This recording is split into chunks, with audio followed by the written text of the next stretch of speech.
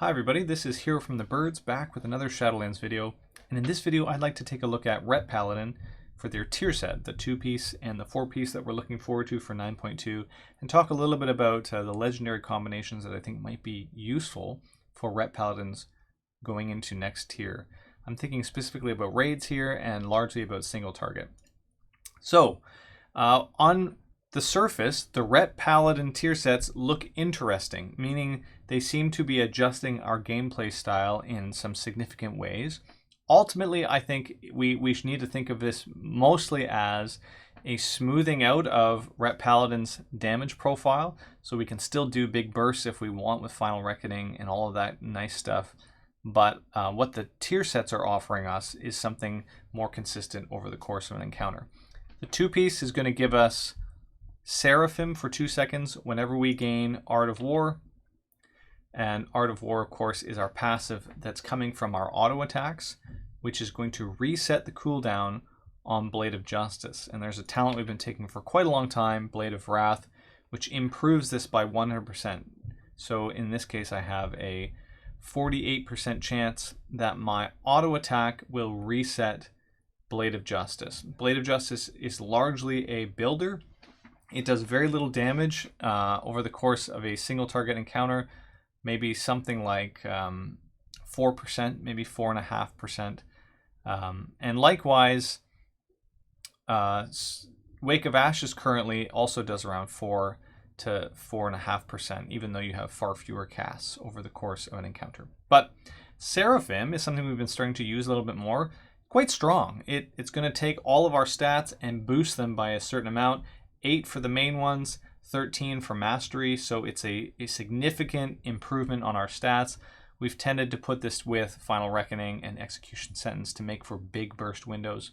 And what this what this tier set is suddenly doing is giving us far more regular access to Seraphim for a couple of seconds each time we proc Art of War. In addition to that, Art of War is going to have a 50% chance to reset Wake of Ashes instead of Blade of Justice. And this seems to me to be pretty significant. So over the course of an encounter like Guardian, on the ladder here we have Ret Paladins casting something like 5 Wake of Ashes versus 30 Blade of Justices. So we can imagine that if Art of War procced, we probably got about 10, maybe 15 procs of Blade of Justice over the course. Maybe it's more like 20. I'm not totally sure exactly. It will depend on our haste. But then, so 10 of those, instead of being Blade of Justice, would have been procs of Wake of Ashes. That's pretty good. It's not exceptional. I don't want to put this out of the park. What that's doing is giving us essentially plus 10 holy power generation over the course of the encounter, because it gives us 1 more holy power, and then it's almost like close to triple the damage of Blade of Justice. So 10 of those casts that were originally Blade of Justice are now Wake of Ashes, so we can triple 10 of those casts. It probably brings the damage up, since both of those don't really do more than 8% combined, maybe 10%. So we're looking at maybe a 3 or 4% damage boost from that interaction just for the 4-set resetting Wake of Ashes.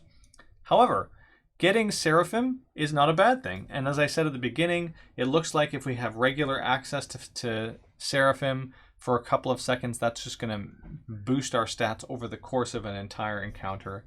I don't know if it'll do more. We haven't quite seen these things. If it'll do more than 6% of our total damage over a single target encounter, that is to say both the 2 and the 4-set put together and the rotational changes that go along with it.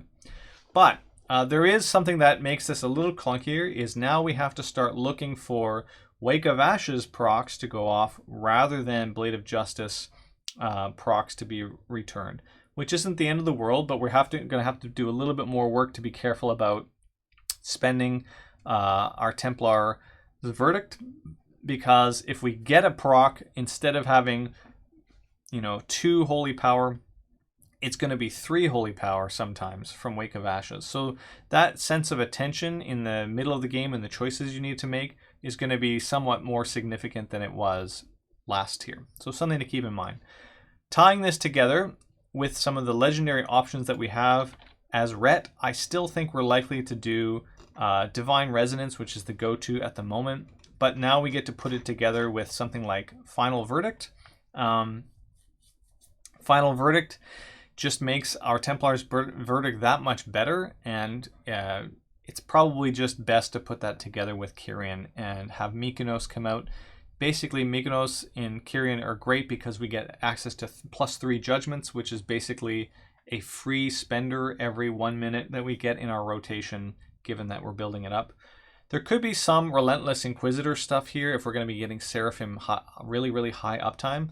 Haste value, that is to say, going up because our auto attacks are going to proc Art of War. So maybe there's something there. And of course, there's always Radiant Embers with Mad Paragon, just the bonus damage that you have access to during Avenging Wrath, but specifically while you're within our Ashen Hallow. So even though Radiant Embers is a little awkward to use, especially as a melee DPS, if you have to move out of things, just the stacking bonus damage that these two give is pretty significant on the whole. So Hammer of Wrath right now, even at something like 15 casts on a Guardian fight in single target, is doing around 4% of our damage. So if you had access to a boost on that, it's not insignificant. I still believe that Final Verdict is going to be the go-to. It just seems to make the most sense given how our damage profile is so heavily weighted towards judgment casts and casts of Templar's Verdict. I guess Execution Sentence as well does quite a lot, but that seems to me to make the most sense in general. So I hope that helps you guys see. I really don't think it looks kind of shiny on the surface. Like, wow, we get Wake of Ashes, and wow, we're going to have a crazy uptime on Seraphim. I think I would temper your excitement here. I don't know if this is going to put Ret Paladin way up into the stars, although they are one of the specs that benefits the least from some of the bonuses that we get in the raid at the moment. So a lot of specs like Assassination Rogues get a huge benefit from Winter. Most specs get a crazy amount of benefit from Bloodlink. Ret Paladin historically does not. So maybe when those fall off, the extra bonus that Ret's getting might push it in the single target side up into the stratosphere, given that everyone's going to lose that. We're assuming that everyone's going to lose access to those other links within the Maw. So that's actually one thing to consider and weigh back and forth. But what the 2-piece and the 4-piece are really doing is giving us a few more things to juggle, so just be aware of that. On the AoE side, of course, Tempest of the Lightbringer is going to start to shine alongside things like Divine Resonance, just lots of extra damage going out across the board and being able to use these both.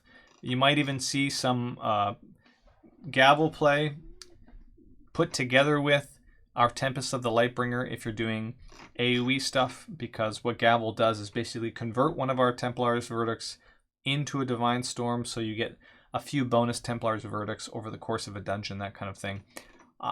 I don't think it'll surpass Divine Resonance, to be honest with you, but nevertheless, it's there as an option. In any case, I think the best thing to recommend is probably Final Verdict with Kyrian, and this 2-set, 4-set probably is something like 6%, maybe 8% bonus.